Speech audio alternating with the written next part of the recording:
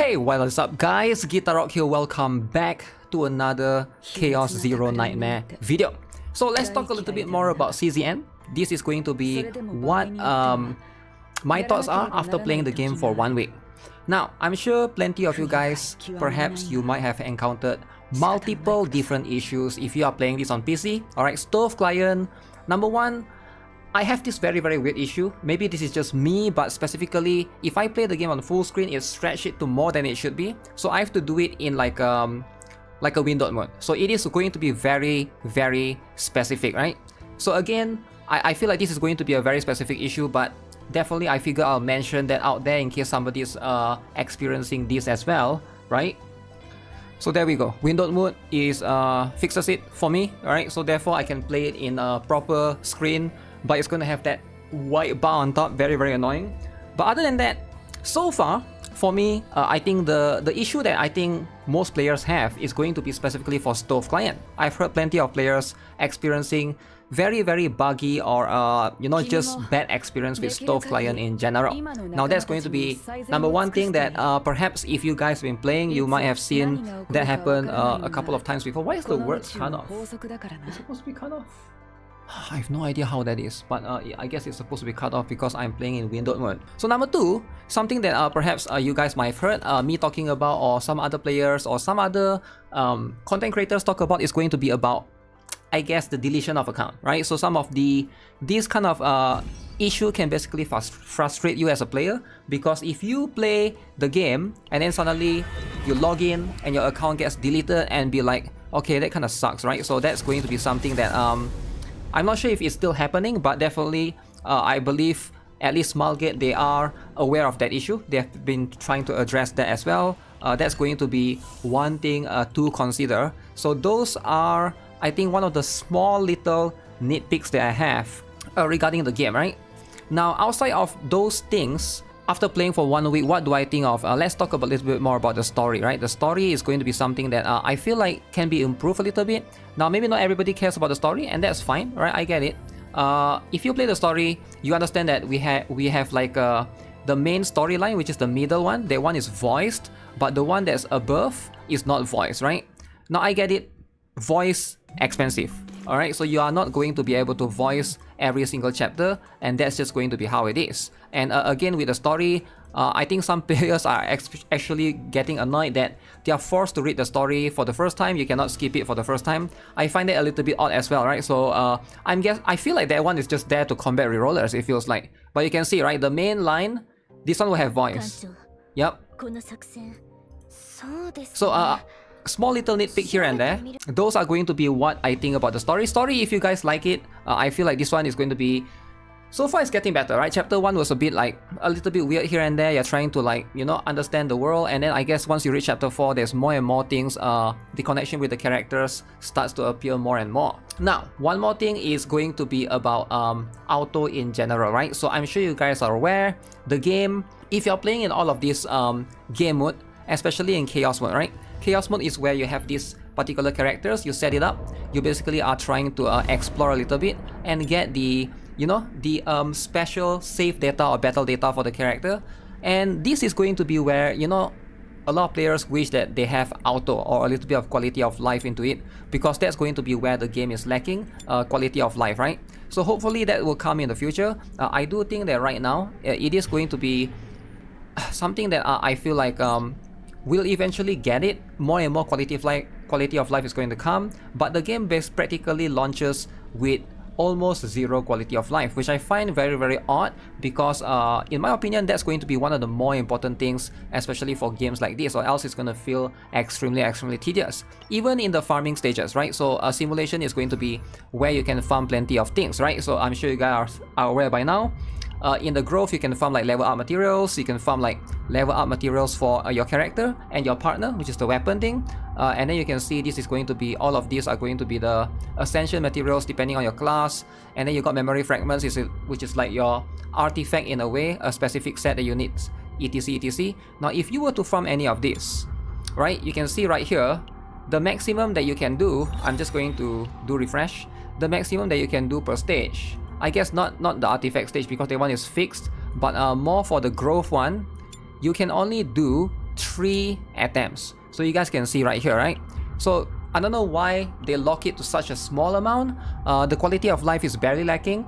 There's no reason for you to not be able to farm 6 or 7 or 8, right? Why is it locked to only 3? So ideally, it is going to be there to lock you down so that you sort of play the game more in a way, right? So, and you see that throughout in the pattern of the game. I feel like that's going to be something that, in my opinion, is the game's weakest point, alright? The quality of life itself. Now, even the auto itself is not that good, alright? I'm gonna be honest. The AI definitely, I'm not sure if what priority they try to go through, but they don't know how to like basically take advantage of the combo or synergy between the characters. Now, you can try to configure it in a way that you try to enter chaos and try to configure, you know, having all the offensive cards and maybe like try to have that for this particular farming thing.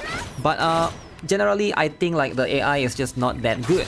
Now, there are some players that say, oh, in that particular case, just don't use auto, then just manual. And I feel like at the end of the day, if you're going to give quality of life, I think that you have to make it good, right? You can't just, oh, I'm just going to give it to you, but auto sucks. So I don't think that, how does it?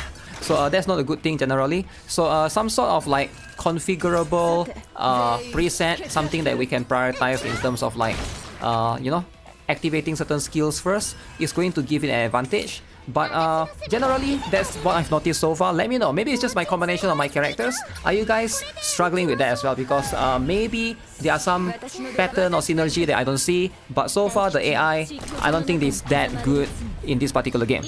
Now, when it comes to where the game shines, in my opinion, that's going to be the combat, the battle, alright? That is going to be one of the most fun thing that the game has, alright? The game has a vast variety of characters that you can use, and a lot of them are going to perform different combos and different synergy with each other, and you can basically use them in combat and basically try to gather the exploration. That's going to be quite fun in the chaos.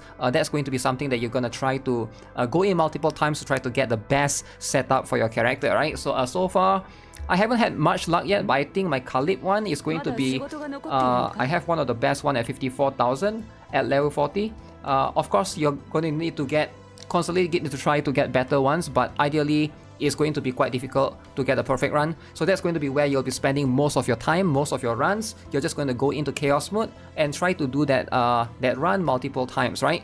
Now, these are the characters that I have so far. I got Kalib, Veronica, Renoa, Ray, Selena, Maribel, Mika, Tressa. So I obviously haven't built much of them. I haven't done much polls. I want to do that on a separate video. But I feel like if we are talking about the combat, this game just... I think this game has it all, alright? There's going to be plenty of synergy. I can feel like this is not going to be for everyone, right? After playing this for about 1 week, I'm starting to see some players say, okay, you need to understand the synergy. There's a lot of reading required, which some players might not want to do. Like if you play action-based combat games, right? Let's say you're used to playing Wuthering Waves or like Genshin, or Zenless on Zero, you can maybe like get away with not reading the character skills at all, right? So you can basically just play and just boom bam bam, you can just go in unga bunga in a way, right? But right here, I feel like if you don't like reading, you don't like to understand the team composition or the synergy between cards, you might suffer a little bit because obviously you can still follow guides and stuff, but there's just going to be a little bit more extra, deeper understanding required, especially when you're trying to do combos, you're trying to go in depth and trying to have that extra synergy within certain characters. So that's going to be something to consider. There are going to be some translation issues as well within the cards. So far I've notice some of the characters, at least mainly not in mine, but there are a few other characters, 5-star, where the cards basically have like addresses to the character in different name, or has like a different, what is the word, idiom, is it? It's not idiom, a different mechanic explanation that's required, right? The game uses a lot of those, so you gotta understand those. For example, you can see, so this one it says heal 100%, everybody can know what heal is, but it can create one advanced Shadow Dagger, and what is that? So now you gotta understand this particular one, right? So this particular advanced Shadow Dagger, you can see there's this thing called the retain or retrieve, so you need to understand this mechanic or these terms as a whole, what retain means, what retrieve means. So you will see that a lot in a lot of these cards. They don't use simple terms, they use like pretty complex, I guess. If you play Slay the Spire, some people have been saying that they are using the same terms, right? I don't play that game, so if you are used to that mechanic, I guess, for example, Agony Imprint, what does this mean, right? So it's mentioned here as well, right? What is this going to do, and Weaken as well. So at least there's going to be that, but you are going to require to read if you want to understand fully what each of these characters does. For example, I think the very important one as well is going to be for Mika right here. You can see she has this thing called the wave, right? One wave. What does that mean, right? So wave is going to be a mechanic where, you know, if wave reaches 3, you gain 1 action points and reduce wave by 3. So that's going to be a mechanic that she has that's unique to her. So very, very cool. There's also Epiphany, alright, which is going to be the upgraded cards, effects. But some of them, not every card has that. This one has Epiphany, as you can see, that will basically give you different effects. So now it creates, there's just so many combinations. And I think that's like a good thing, or it could be a bad thing, depending on what the player are looking for. Alright, so what players are looking for, right? If you want like different combination, you love to experiment and do different thing, and waste a lot of your time doing this stuff, and I can see this is going to be a good thing, right? But if you are a player who's just trying to play the game, trying to farm and have fun, and it's going to require you to have a little bit more complex understanding, especially when it comes to Epiphany cards, that can basically create certain different synergies that might not exist by default, right? So that is also there's also going to be certain specific runs where you need to like go in, restart multiple times until you get a certain specific Epiphany. For example, for Veronica, as far as I know, you want to get certain special one for the Kowalski. So that could be like an extra layer of stuff that players need to be aware of. But I feel like if you are not trying to be super competitive, you are just trying to enjoy the game as a whole, there's definitely plenty of fun to be had, right? It's just a little bit, it just sucks a little bit that the PC client is or seems a little bit buggy. And one more small little nitpick that I have, right? I still enjoy the game, I'm just gonna be honest, but man, the game takes very long. The chaos mode sometimes can take 1 hour, right? Depending on what you're trying to do. And that's going to be like one thing that I've noticed, one thing that I've observed. Yes, I get it that you can enter and then you can basically save and exit halfway, but it's just like if you're just trying to finish a complete run, it can take very, very long, and there's no auto as well. That kind of sucks. Overall, I feel like if you don't care about that and this is going to be the only game that you play, right? You don't play a lot of other games, non-issue for you, right? So I feel like you can basically enjoy this game. If this is going to be your main game, there's plenty of different combinations, plenty of different synergies, plenty of different combos that you can do with each card's character synergies, etc, etc. Lots of stuff to be enjoyed right here. But if you're somebody that's just, you know, you're chill, you just want to like have a much more straightforward, simpler mechanic kind of game, then this can definitely overwhelm you. All in all, I'm not sure if I can just recommend this to anyone, right? It does depend on the player, right? If you have a history of enjoying card games as a whole, I can see that this is going to be something that you know, you might actually like. But if not, you know, just give it a try and see how it is. For now, I'm still trying to collect as many characters as I can, trying to get Cassius in my team as well, and Nia. There'll be someone that I'm looking forward to having. Hopefully I'll be able to obtain them eventually, but I can't wait to see what characters we'll have. Also, I do like the banner system of this particular game, where every character will be added to the standard banner.